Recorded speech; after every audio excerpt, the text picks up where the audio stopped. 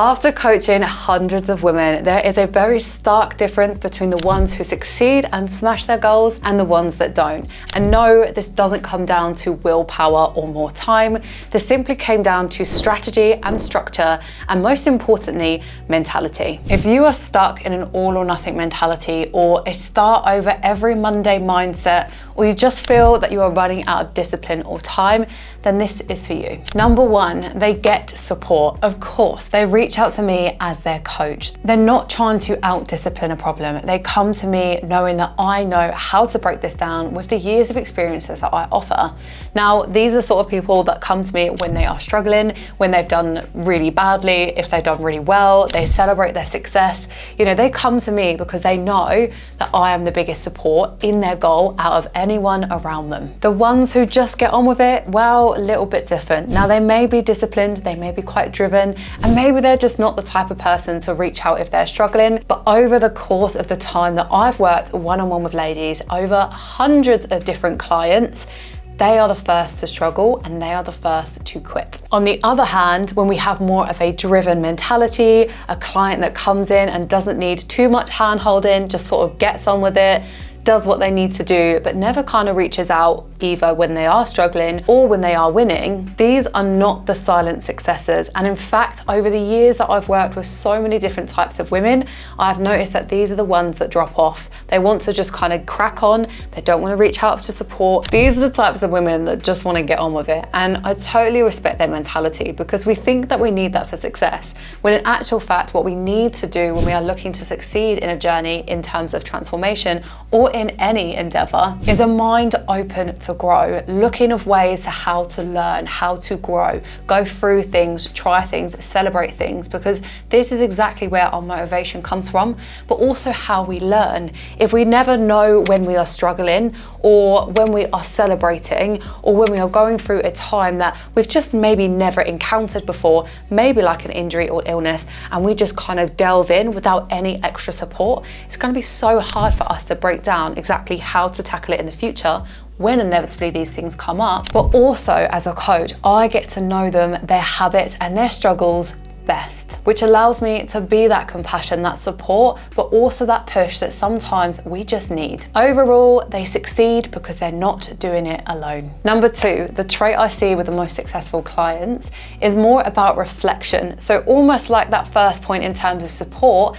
of course, which allows me to do so with them, but they reflect on their experiences, something that we teach our ladies. Instead of having a binge and then guilt trip and allow this to go on for 2-3 days, that all or nothing mentality, which we will go over in a moment, they use it as a sign of reflection, using these experiences to understand them and move forward, so we can actually know going forward when they do arise again, how to deal with them differently. So they use their setbacks as feedback. They do not see this as a failure. Now, I know that many people with that all or nothing mentality sees maybe a fluctuation in scale when they've done really well, or maybe something comes up, an event, a social, maybe a life event that they weren't expecting, and then all of a sudden it's completely off the table. Goals, habits, routines, everything's off, and they don't know then how to get back to it. So it's very much a mentality, well, I've ruined it, I might as well quit. And then when motivation sparks up again, maybe a few days later, maybe weeks or months later, sometimes even years, they're too far behind and with no experience or knowledge of how to tackle them in future again. I also see this with women that don't work with us, a pattern where people reach out, but they've got things coming up, perhaps a holiday, perhaps Christmas, an event, a birthday, and they always want to wait. They always want to wait until their holiday finishes, wait until their birthday passes, or if a life event does pop up, they want to kind of just put it on hold. So they sit there and they wait. They wait for the next moment, they wait for the perfect time, and therefore delay their results, not knowing that the results and what we are learning is going to be very life realistic. So delaying it only ever delays their result. Not knowing that these hard times, these events, socials or life events pop up for us to understand, to learn and reflect, so we can move forward with all the tools in our toolkit. I always say when clients come to me, when things pop up like socials or slips or binges, it happens, is very much about kind of a surfer, learning to surf, sitting on the bay waiting for some waves, learning to surf for the first time. Now that surfer is never going to know how to stand up on a board and ride a wave without any waves. And that's very much the same as when people just kind of sit there, they're waiting for the waves to pass so they can learn to surf, but it doesn't work like that, of course. We need these moments, we need these socials, we need these barriers and times that just don't go right so we can learn that A, it's not the end of the world, but B, how we can deal with them in the moment without ever actually affecting our result. Which is why when we're coaching our ladies, I always like to remind them in the positive moment, this now allows us, this gives us this opportunity for us to understand just how to make results when these barriers pop up. Number 3, and if there is a client watching this, they will know exactly what I'm talking about, because I bang on about this all the time with my ladies, but I know just how important this is. And I always say this, if you do not create your own structure, life will give you one, and it may not be the one that leads you to the path of your result. So trait number 3 is they lean and build on a structure that works for them. Now, as a coach, I work one-on-one with my ladies. I ensure I know everything about their work, their day, their schedule, what works for them, what's realistic for them, understanding whether they want to go to a gym to work out or whether they want to work out at home, and understanding the constraints and barriers that come up with that individual, such like time or kids or work, etc. But one thing that still stands very strong with any of these backgrounds is a structure that is going to support them.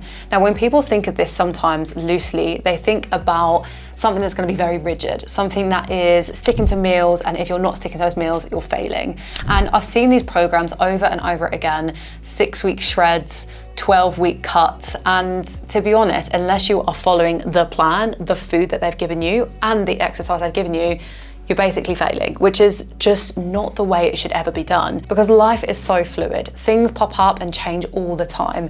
Being able to learn how to adapt, learn how to lean on structure and actually support ourselves, especially when we go on solo to do this and keep our results long term, which is exactly what we do, we see the best results. So obviously trait number 3 is all about structure. It allows us to see the best results. And as I say, this is not about rigidity, but all about how we can control the controllables at the start of the week to make the week easier. This is all about us reducing those barriers to make us and our success as easy as possible. So controlling the controllables, something we talk about all the time with our coaching ladies, but understanding how we can bring all of those barriers down that may pop up, that we aren't sure are going to pop up. So controlling the controllables, how we look at someone's week and understand that we don't know how it's going to go. We don't know if Wednesday we're not going to feel very well, or if Thursday our car breaks down and we can't go to the gym. We don't know that those things are going to happen, or whether we're going to have a really stressful day with the kids on a Saturday. We don't know that, but understanding that actually a lot more of our future or near future is in our control can massively help us adapt on the day and support us going forward for a longer period of time. So this could be as big as planning out all your food for the week, or as small as just creating a food shop. Every week will look so different, and I always say, especially when things do come up like barriers or constraints that we weren't expecting, how we shift the gears and slow the speed without coming off the road towards our destination. Now, this might just be planning out your meals for the week. Now, this could even be looking at your week, especially if you do work shift work or you're a stay-at-home mum or activities are planned. It's good to kind of map around and understand what those timings are so we can understand, am I going to be eating at home? Am I going to be eating out? Can I take something with me from home? Or is there an option out that I can have a little look into? And just having that sort of structure for us to be able to make good decisions that isn't too rigid. It's adaptable, it's real life, it's realistic, which then takes not only the guilt away if we don't sort of stick to the original plan that we have set ourselves, but we've also got more trust in ourselves that we can adapt even when barriers do pop up last minute. Which is why I always bang on so much about structure with my clients and help them build one that works for them. And lastly, trait number 4, they keep it simple. They don't overwhelm themselves with hundreds of different things based on high motivation that day. They understand that every day is going to look different. Anchoring some small habits or intentions for the week, or even just workouts, for example, allows them to just keep it simple and build it up through the week. They repeat what works, using that sort of reflection tool and understanding that switching it up all the time is going to make things so much harder. And if you're sitting here thinking, my God, I've tried so many different approaches. I tried keto one week, it didn't give me the results I was looking for. So I tried a workout app, and then I tried an online plan, and then I tried Weight Watchers.